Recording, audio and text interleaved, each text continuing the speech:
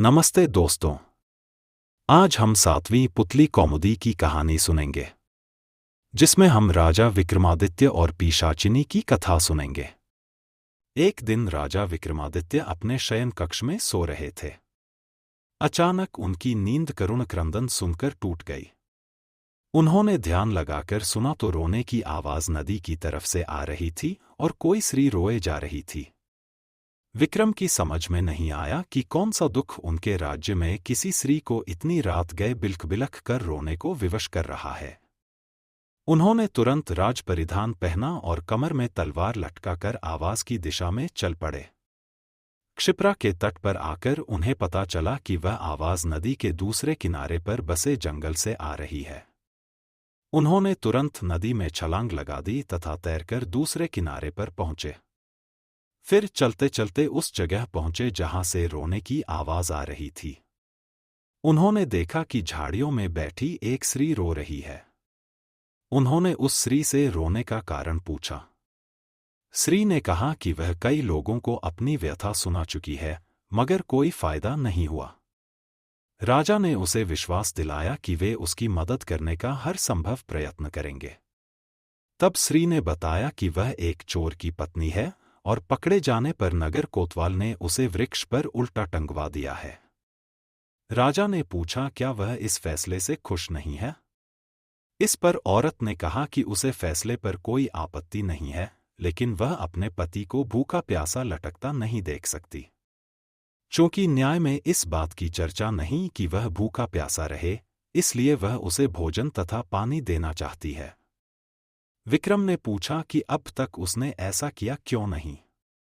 इस पर औरत बोली कि उसका पति इतनी ऊंचाई पर टंगा हुआ है कि वह बगैर किसी की सहायता के उस तक नहीं पहुंच सकती और राजा के डर से कोई भी दंडित व्यक्ति की मदद को तैयार नहीं होता। तब विक्रम ने कहा कि वह उनके साथ चल सकती है। दरअसल वह औरत पिशाचिनी की और वह लटकने वाला व्यक्ति उसका पति नहीं था। वह उसे राजा के कंधे पर चढ़कर खाना चाहती थी। जब विक्रम उस पेड़ के पास आए तो वह उस व्यक्ति को चट कर गई। तृप्त होकर विक्रम को उसने मनचाही चीज मांगने को कहा। विक्रम ने कहा वह अन्नपूर्णा प्रदान करे जिससे उनकी प्रजा कभी भूखी नहीं रहे। इस पर वह पिशाचिनी बोली कि अन्नपूर्णा देना उसके बस में नहीं, लेकिन उसकी बहन प्रदान कर सकती है।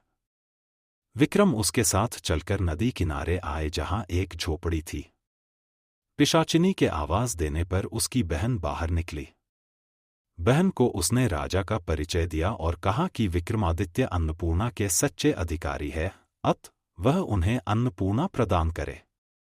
उसकी बहन ने सहर्ष अन्नपूर्णा उन्हें दे दी। अन्नपूर्णा लेकर विक्रम अपने महल की ओर रवाना हुए। तब तक भोर हो चुकी थी। रास्ते में एक ब्राह्मण मिला। उसने राजा से भिक्षा में भोजन मांगा। विक्रम ने अन्नपूर्णा पात्र से कहा कि ब्राह्मण को पेट भर भोजन कराए। सचमुच तरह तरह के व्यंजन ब्राह्मण की सामने आ गए। जब ब्राह्मण ने पेट भर खाना खा लिया तो राजा ने उसे दक्षिणा देना चाहा।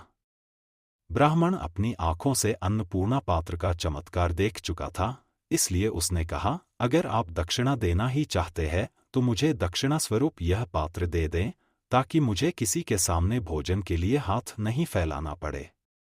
विक्रम ने बेहिचक उसी क्षण उसे वह पात्र दे दिया। ब्राह्मण राजा को आशीर्वाद देकर चला गया और वे अपने महल लौट गए। अब आगे की कहानी अगले भाग में है।